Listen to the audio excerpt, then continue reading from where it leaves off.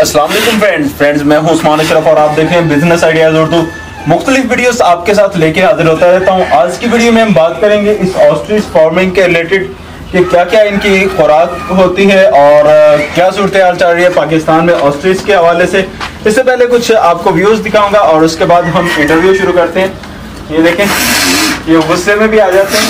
अभी ये बहुत ज्यादा गुस्से में है और इट्स लुक लाइक कि ये अभी मुझ पे अटैक कर देगा। ये देखें जी, ये मैंने पकड़ लिया है। गुस्सा तो इनका काफी ज्यादा है। खैर, साथ साथ कुछ ना कुछ एंटरटेनमेंट तो चलती रहेगी और उसके बाद हम इंटरव्यू शुरू करते हैं।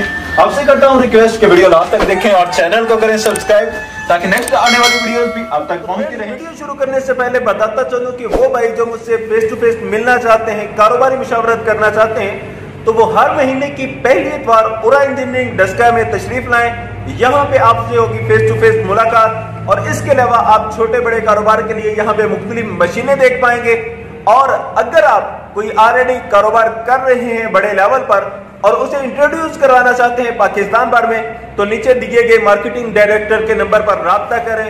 तो चलिए अभी वीडियो शुरू करते हैं। अस्सलाम वालेकुम। जी वालेकुम सलाम। क्या हाल है भाई, कैसी तबीयत है? जी अल्हम्दुलिल्लाह जनाब। भाई अपना नाम बताइएगा। जी मेरा नाम शकील अहमद है। यहाँ पे आप किस ओहदे पे हैं? जी मैं एज ए फार्म मैनेजर के रिस्पॉन्स कर। अच्छा, ये बताइएगा कि इसकी लोकेशन क्या है इस फार्म की? जी लोकेशन इसकी ये है शेखपुरा मोटरवे इंटरचेंज के पास। ये तकरीबन 1 मिनट के बाद फार्म गुजरावाला रोड के ऊपर है। कितना अरसा हो गया इस फार्म को बनाए हुए? ये तकरीबन कोई 7-8 साल हो गए फार्म को बनाए। कामयाबी के साथ चल रहा है? जी अल्हम्दुलिल्लाह बहुत अच्छे चल रहा है। गवर्नमेंट की सपोर्ट कैसी है अभी इस हवाले से? गवर्नमेंट की सपोर्ट्स पहले तो हमारे साथ बहुत अच्छी थी, लेकिन अभी कुछ थोड़ी सी लूज थी। अल्हम्दुलिल्लाह आगे से बेहतर चल रही है। अभी हमारी लास्ट टाइम महकमा लाइफ स्टाफ से हमारी मीटिंग हो चुकी है, तो ये इंशाल्लाह ताला आने वाले दिनों में ये अच्छी रिस्पांस मिलेगा हम सबको। जानना चाहूंगा इसकी खुराक के हवाले से कि खुराक क्या है इसकी? जी इसकी खुराक बेलर चिकन की फीड है और प्लस लूसन इसकी खुराक है जो इसके प्रॉपर तरीके से इसे यूज करवा सकते हैं। सही। बाज़ इलाकों में तो लूसन नहीं होता, वहाँ पे किस तरह इसको मैनेज किया जाता है? अगर आपके पास लूसन नहीं है तो आप इसको ड्राई लूसन फीड में यूज करवा सकते हैं, जो कि ग्रीन लूसन से ज्यादा बेनिफिट है। उसमें प्रोटीन ज्यादा होते हैं और इसका स्कोप ज्यादा होता है ड्राई लूसन। यानी दूसरे इलाकों में जहाँ से लूसन है वहाँ से लाया जा सकता है। जी जी। अच्छा, इसकी बीमारियों के हवाले से जानना चाहूंगा, बीमारियां कौन कौन सी हैं और उसका इलाज? जी इसमें बीमारी कोई नहीं है। आप इसको जो इसके बाकायदा तौर पर इसकी चीजें यूज करवानी है, जैसे फीड है, लूसन है और इसका कवर्ड एरिया है, इसकी देखभाल है, वो चीजें इसे आप प्रॉपर तरीके से मेंटेन करवाते जाएं। इसकी सफाई का साफ ख्याल रखें, क्योंकि गंदगी होगी उसकी वजह से एक तो ना कि बर्ड्स में ग्रोथ होगी और दूसरा उसमें कुछ इस तरह के मसले मसाइल होंगे कि वो वही फजले के तौर पे खाना के इस्तेमाल करेंगे। एक तो प्रॉपर तरीके से आप इसकी सफाई का साफ ख्याल रखेंगे तो जिसकी वजह से ग्रोथ भी होगी परिंदे को और उसमें कोई बीमारी नहीं होगी। खास तौर पे आप जो आपके फार्म में चीजें आने वाली हैं, मसलन आंधी आती है उसमें कुछ चीजें आ जाती हैं जो इस फार्म के अंदर हो, अगर वो जो फार्म की रिस्पॉन्सिबिलिटी आपने बंदा हायर किया हो उसके वो चीजें पिक करनी चाहिए। अगर वो दूसरा आपके फार्म में आता है वैसे विजिट के लिए या देखने के लिए, जो भी मसले मसाइल, वो चीजें कुछ स्मोकिंग करके वो गुल फेंक देते हैं या बच्चे आते हैं कुछ चीजें खा पी के रैपर फेंक देते हैं, वो इसके लिए सबसे ज्यादा जो खतरनाक चीजें हैं वो है। सुना है कि ये पत्थर भी खा लेता है, ये बात कहाँ तक हकीकत है? ये बात बिल्कुल हकीकत है। ये पत्थर खाते हैं अपना फीड के साथ। ये पत्थर जितने इसको यूज इसने खाने होते हैं उतने ये दाने ले लेते हैं कैल्शियम के तौर पे और ये अंदर जाके कुदरती निज़ाम पे एक ग्राइंडर के तौर पे अल्लाह ताला ने इनको की है। वो पोर्ट में जब वो फीड ले लेते हैं तो वो स्टोन बजरी लेके वो ग्राइंडर के तौर पे इस्तेमाल हो जाती है। सर, अगर कोई बंदा ऑस्ट्रिच फार्मिंग करना चाहे तो ऑस्ट्रिच के चिक्स कहाँ से खरीदे? अगर कोई करना चाह रहा है तो वो पाकिस्तान में हमसे रब्ता कर सकते हैं, तो हम आसानी से जितने चिक्स चाहिए तो हम उसे दे सकते हैं। जानना चाहूंगा कि इसका अंडा कितने का मिल जाता है? जी जो इसका अंडा है फर्टाइल अंडा वो तकरीबन 2500 से 3000 के दरमियान मिल जाएगा। एक दिन का चूजा कितने में मिल जाता है? एक दिन का जो चूजा है वो तकरीबन आपको 12 से 15,000 के दरमियान 12-13,000 रुपए के राउंड मिल जाएगा। एक वीक वाला कितने में मिल जाता है? और ये इसमें इतना डिफरेंट नहीं होता, 1000 के अराउंड बहुत इसका डिफरेंट होता है। तो 1 फुट का जो चूजा है जिसका 1 मंथ में वो तकरीबन आपको 17,000 के राउंड बाउंड में मिल सकता है। जो न्यू फार्मर है उसके लिए क्या रिकमेंड करेंगे कि किस एज का चूजा ले जो आसानी से वो संभाल सके? जो न्यू फार्मर है उसके लिए तो हम ये रिकमेंड करेंगे कि वो ऑलरेडी पहले तो उसके पास अपनी जगह हो। जब उसे जगह हो, उसके बाद कवर एरिया हो, तो उसे पता हो कि मैंने जब बर्ड्स लेके आने हैं तो जब वो बार बार मूव नहीं करेगा कि मैंने रेंट पे जगह ली है जहाँ से बर्ड्स दूसरी जगह लेके जाने हैं, तो वो उसके लिए ज़रा मुश्किल होता है। एक तो कोशिश करें कि फार्मर को लिए कि ये जगह अपनी हो, तो उसको जो न्यू फार्मर है उसको चिक्स लेना चाहिए 2 फुट यानी कि 2 मंथ के अराउंड बाउंड में चिक्स लेना चाहिए, जो उसे इतना टेंशन ना हो। 2 मंथ का चिक्स कितने में मिल जाता है? 2 मंथ का चिक्स तकरीबन आपको 20 से 22,000 के राउंड में मिल जाएगा। 22,000 में मिल गया। कितने अरसे में ये गोश्त के काबिल हो जाएगा, ज़िबा करने के काबिल? ये तकरीबन हो जाता है 100 इसका वजन हो जाता है। 10 मंथ में ये अपना आप इसको 10 मंथ से 1 ईयर के दरमियान ये अपना वजन तकरीबन 80 kg से लेकर 100 के दरमियान आप इसकी देखभाल केयर करेंगे प्रॉपर तरीके से, तो ये आपको इस तरह वजन गेन हो जाएगा। एक 100 किलो का अगर जिंदा बर्ड है तो उसमें से गोश्त कितने केजी निकल आता है? तकरीबन 50 प्लस उसका आसानी से गोश्त जो सा निकल आता है। जानना चाहूंगा कि मीट क्या रेट पे चल रहा है? जो पाकिस्तान में तो मीट इस वक्त तकरीबन 15 यानी कि 1500-1600 के अराउंड बाउंड आपको पर केजी मिल जाएगा। अगर कोई इसे अंडे हासिल करने के लिए रखता है तो अंडे कितनी एज में देना शुरू कर देते हैं ये अंडे रखने के लिए वो बर्ड्स लेगा या वो रखना चाह रहा है शुरू बच्चे में बड़े करने के लिए, तो वो 2 साल का उसको वेट करना पड़ेगा। 2 साल के बाद वो मीटिंग क्रॉसिंग करेंगे, उसके बाद वो अंडे आना शुरू हो जाएंगे। तो इसकी डिफरेंट पहचान हो जाएगी कि ब्लैक कलर के मेल होंगे, ब्राउन कलर की फीमेल होगी। तो इसके साथ उनको एक ट्रायो सेट होता है जिसके साथ 1 मेल के साथ 2 फीमेल होती हैं, इसको एक ट्रायो सेट कहते हैं। तो वो आप रख के उसे आप अंडे लेके पाकिस्तान में बिजनेस आसानी से कर सकते हैं। सर, इनके अंडे का वजन कितना है और उसके यूजेस थोड़े से बता दीजिएगा।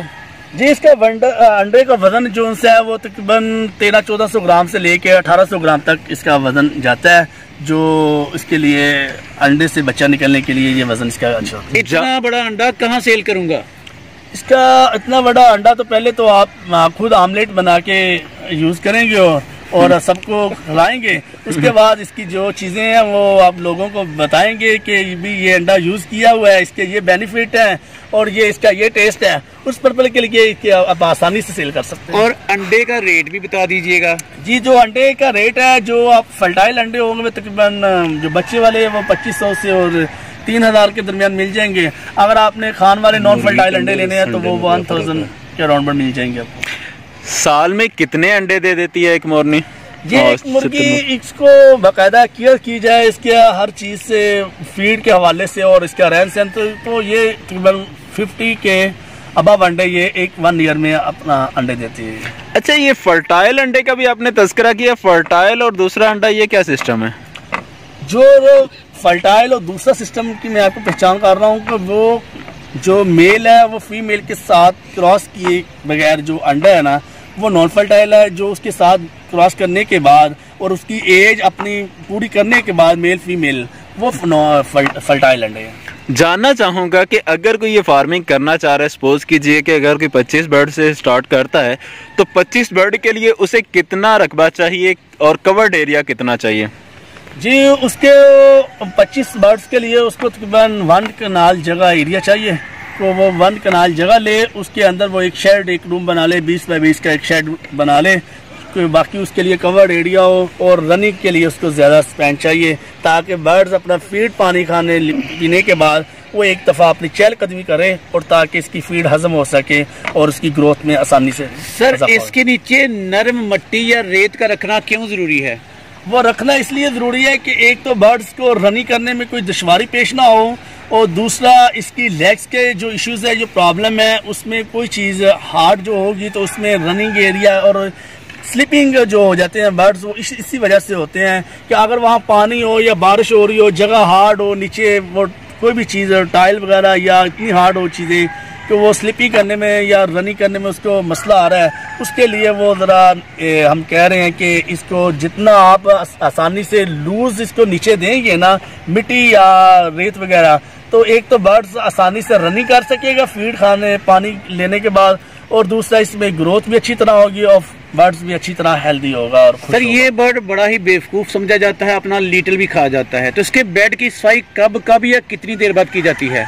ये जो आपका क्वेश्चन है बहुत अच्छा है कि ये वाकई है कि तो खतरनाक बर्ड्स है, और दूसरा ये अपना जो भी फजला है वो निगल लेता है। अगर वो इसलिए बेस पे निकलेगा कि आप जब उसको फीड प्रॉपर तरीके से नहीं कर रहे, जितनी की रिकमेंडेड की जाती है तो इसको इतनी फीड और इतनी लूसन दिया जाता है। अगर आप उसको उतनी चीज़ क्वांटिटी के हिसाब से नहीं दे रहे तो सारी बात है वो नीचे अपना एक तो फजला खाएगा, और दूसरा इसकी सफाई का जो ख्याल है वो हर दूसरे दिन तो इसकी प्रॉपर या तीसरे दिन इसकी प्रॉपर तरीके से सफाई होनी चाहिए। एंड पे सर इनकी बीमारियों के हवाले से कोई बड़ी बीमारी या अहम वैक्सीनेशन की भी निशानदही कर दीजिएगा। जी, जो वैक्सीन है वो ऑलरेडी हम जब बच्चे शुरू से आते हैं निकलते हैं तो हम पहले डे से फर्स्ट डे से इसकी वैक्सीन हो जाती है, वैक्सीन का इसका कोई इश्यूज नहीं है। और दूसरी बात, जो जब बर्ड्स बड़े हो रहे हैं या इनको फीड पानी प्रॉपर तरीके से ये खा पी रहे हैं तो उसमें एक फ्लैशिंग होती है, वो आप 15 डेज या 30 डेज के बाद एक मरतबा फ्लैशिंग यूज़ करवा दें, और उसके बाद इसकी अपना डवर्मिंग भी आप करवा सकते हैं ताकि कोई बर्ड्स को कोई इश्यूज ना हो। सर इनकी नस्लों के हवाले से जानना चाहूँगा, क्या इसमें भी मुख्तलिफ अक़साम होती हैं? जी, इसमें मुख्तलिफ अक़साम होती हैं, लेकिन जो पाकिस्तान में इस वक्त वो ब्लैक नेक चल रहे हैं, तो ब्लैक नेक जो पाकिस्तान में प्रोडक्शन के हवाले से सबसे बेहतर है। डेली की रूटीन जरा बता दीजिएगा, कितने बजे इनको खुराक देते हैं? डेली की रूटीन ये है कि सुबह फर्स्ट टाइम हम तकरीबन ये 6-7 बजे के दरमियान इनको फीड और पानी इस्तेमाल करवा देते हैं और बड़े बर्ड्स को। इसी तरह हम फिर इनको सेकंड टाइम 3 से 4 बजे बड़े बर्ड्स को फीड। जबकि छोटे बच्चे ये हैं कि उनके पास 3-4 टाइम फीड पानी अच्छी तरह प्रॉपर तरीके से हो ताकि वो आसानी से फीड पानी लेके अपना। सर बहुत शुक्रिया, आपने अच्छी इन्फॉर्मेशन से हमें नवाजा। अब आखिर में मशवरा जानना चाहूँगा कि हमारे व्यूवर्स को क्या मशवरा देंगे, ये फार्मिंग करनी चाहिए या कि नहीं? रिवर को मैं ये मशवरा देना चाहूँगा कि आया इसका फार्मिंग बेहतर है, आप फार्मिंग करें इसका। शुरू स्टार्ट में इतने चिक्स ना लें, थोड़े से चिक्स लें आप 30 से 50 के दरमियान, उनको लेके उसके ऊपर बाकायदा पूरी वर्किंग करके उसको देखभाल करके उसका अच्छा फिजिकल रिजल्ट लेके आप इजीली फार्म करें। कोई इसमें नहीं है। आने वाले वक्त में इंशाल्लाह ताला गवर्नमेंट भी महकमा लाइफ स्टाफ हमारे साथ फुल कोऑपरेट कर रहे हैं, और आने वाले दिनों में फार्मर के लिए बहुत अच्छी खुशखबरी होंगी, बहुत अच्छा रिस्पॉन्स मिलेगा, तो इसमें कोई इशूज़ नहीं है। बहुत शुक्रिया सर, आपने बहुत सारी मालूमात से नवाजा। जज़ाकल्लाह। अस्सलाम वालेकुम। जी वालेकुम अस्सलाम।